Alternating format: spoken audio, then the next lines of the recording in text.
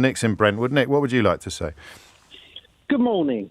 I'm not chilled by it at all, because if he was holding up a blank piece of paper and the police officer said, if you write, this is not my king, or you're not my king, how did he know that was going to be written on that piece of paper? This guy, the barrister, must have goaded that police officer into saying, this is what I'm going to say, this is what I'm going to write. Why is it goading?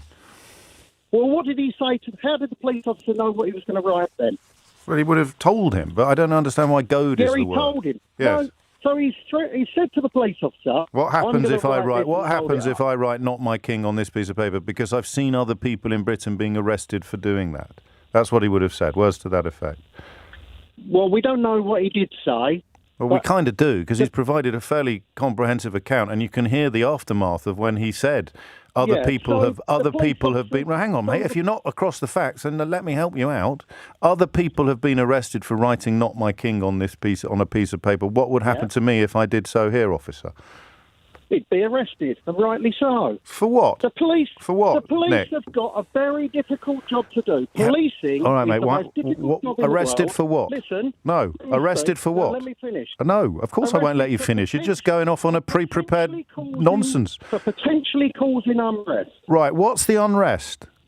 The police are trying to keep the situation calm. So what if someone held up a sign saying "long"? Doing their job. If someone held up a sign saying, Nick, mate, are you ready? Yep. Yeah.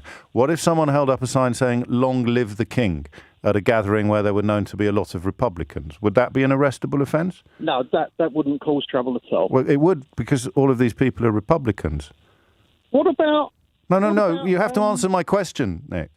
Should he be arrested because he could offend a lot of people in that crowd? No. Welcome to Celebrity Scoop. Have you subscribed to our channel yet? If not, do it now and never miss our exciting content. Now, let's dive into today's story. Recently, a most unusual call came into the LBC radio station. A man, let's call him John, phoned in during James O'Brien's show. John's demand? He wanted peaceful protesters holding signs saying "not my king" to be arrested. Yes, you heard that right. Arrested for holding a sign. His reason? It might upset some people.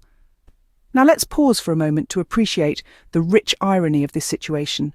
Here we have John, a man who freely called into a radio station to express his views, demanding that other people be arrested for doing the same. It's almost comical, isn't it? The irony is so thick you could cut it with a royal sword. And what about the sign, "Not my king"? It's a statement, an expression of an opinion, a peaceful protest against the monarchy. And John apparently finds this so unnerving, he believes it's ground for arrest. Now let's put things into perspective.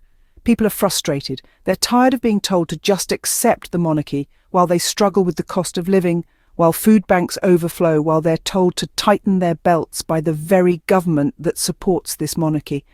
But somehow, John believes the problem isn't the system. The problem is a cardboard sign.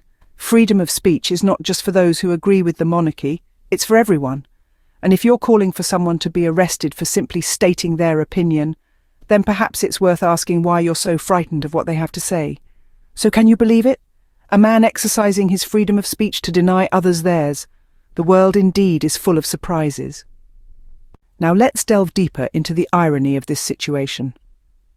Our caller, comfortably ensconced in his privilege of free speech, paradoxically seeks to deny others the same right.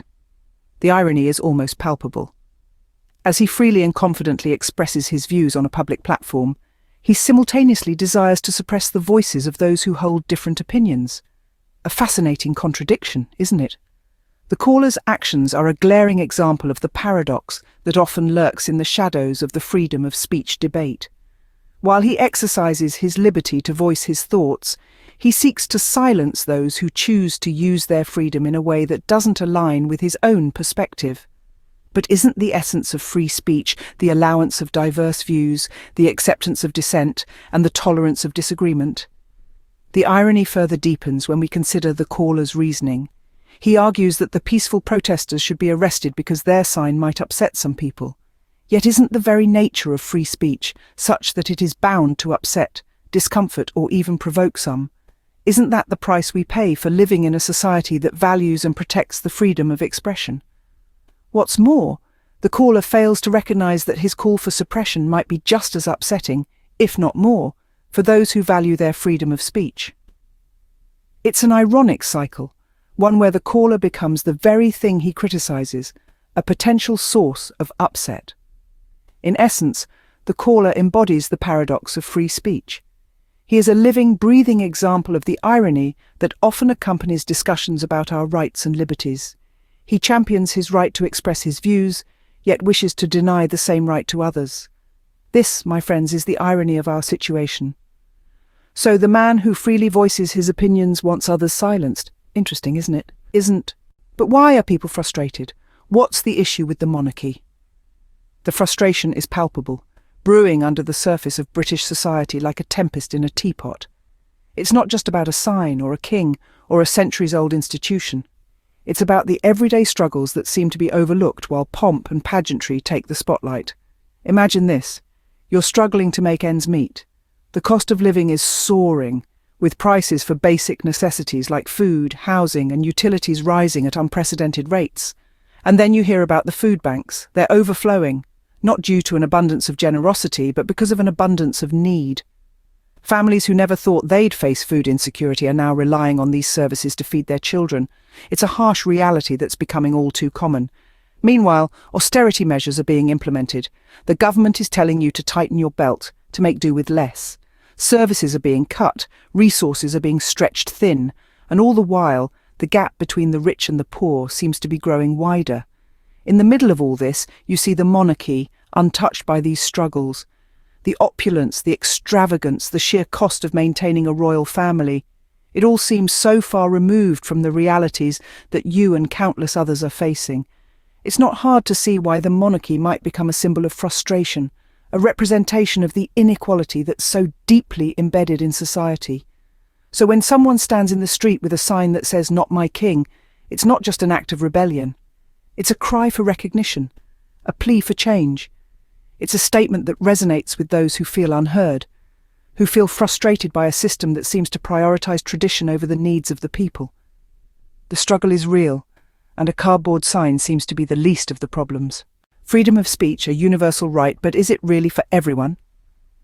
This principle, deeply ingrained in democratic societies, is not just a privilege for those who shout the loudest or those who agree with the status quo.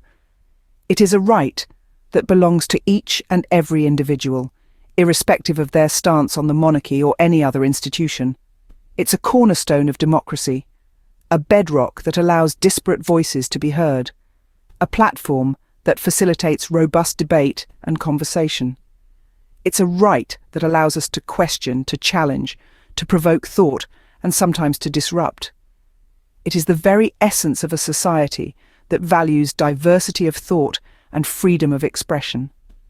So when we hear of someone suggesting that a peaceful protester should be arrested for simply holding up a sign that says "Not my king," it raises a question.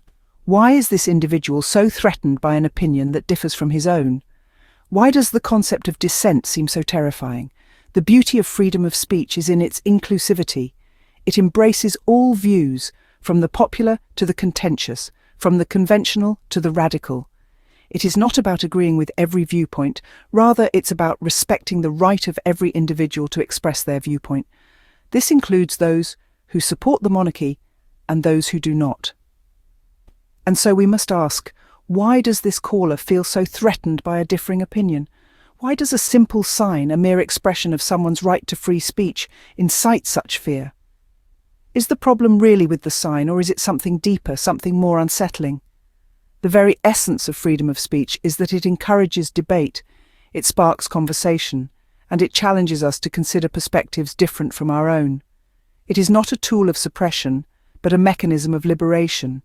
It is not a weapon to silence, but a platform to voice. Fear of a differing opinion, doesn't that say more about the person who is scared rather than the opinion itself? Let's remember, freedom of speech is not just for those who agree with us, it's for everyone. Britain is changing, whether the monarchy likes it or not. It's a statement that rings true at the heart of the nation. The British Isles, with its centuries-old traditions and institutions, is feeling the winds of change.